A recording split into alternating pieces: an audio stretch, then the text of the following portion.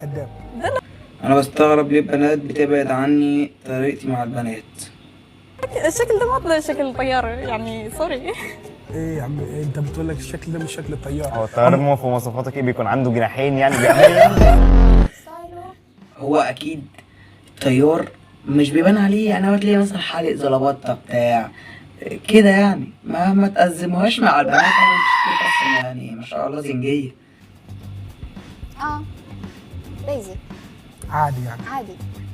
تمام. هو كان في يونيفورم انا ما جبتش بيه ولا إيه؟ المفروض اجيب البدله بتاعتي. لا يعني انت عارف جاي تصوير يعني ظبط شويه. اظبط ايه؟ انا جاي اتصور مع مين يعني؟ انا هيظبط اكتر من كده ايه يعني؟ مش فاهم. فايه اللي ياما في ايه؟ ان انت سودانيه اصلا يعني؟ يعني مع نانسي عجرم يعني دلوقتي اتصور مع حق. بطل يا خلاص من دي العيال دي اللي بتعجبني. بطل يا واحد طويل يكون احمد عز، يكون عنده مصاري. يكون عنده مصاري. هي بعد كل ده هتقدم لي ايه في حياتي؟ صح. حقيقي يعني انت هتقدم له ايه؟ انت عايزه واحد طويل ومعاه فلوس وزي احمد عز وعنده عضلات؟ في ايه ياما؟ يعني انت اصلا انت ايه يعني عشان انت يجيلك كل ده؟ تغرب قوي يا جماعه. انت رح اقدم لك كل شيء، رح اقدم لك حالي، حقدم لك اطيب اكلات. اطيب اكلات عندي المطاعم في كل حته. يلا احلى اكل. اطيب من المطعم. كدابه اهي دي بقى كدابه.